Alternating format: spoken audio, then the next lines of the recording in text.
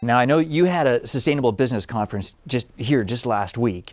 You were moderating a panel on what investors want, and one of the answers seemed to be transparency, as we're talking about. But you need the data, you need measurability, you need predictability, right? And are investors getting it? Are we there yet?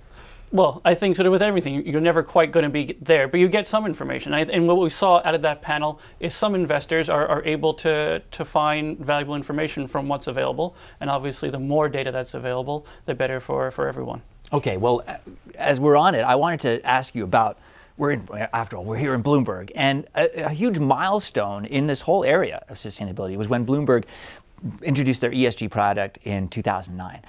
What's the progress there in terms of the usage of that data on Bloomberg? Yep, no, we've seen it basically rising 50% a year since we launched in 2009 every year. So we're about 20,000 regular users accessing ESG data. So it's been a phenomenal growth. Obviously, keeping that in context, it's relatively small out of the 300,000 users of our data that we have, of our clients.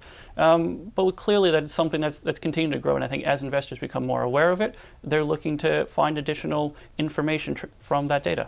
And the power of this, again, is not that it's off to the side or its own sort of separate area. It's integrated. Truly, is that right? yeah. No, it's all the standard functions for equity screening, for portfolio analytics. ESG data is right there. So it's just like any other financial metric. When we were talking about why the timing is so right now, there's one piece of infrastructure that's come to the global capital markets, and that is standards for disclosure, so we can have consistent data that allows us to project and compare. And so I sit on the founding board of something called the SASB, the Sustainability Accounting Standards Board. And so with SASB in conjunction with the GRI, the IIRC, these are initiatives that are converging towards allowing us to have transparent, usable, insightful data.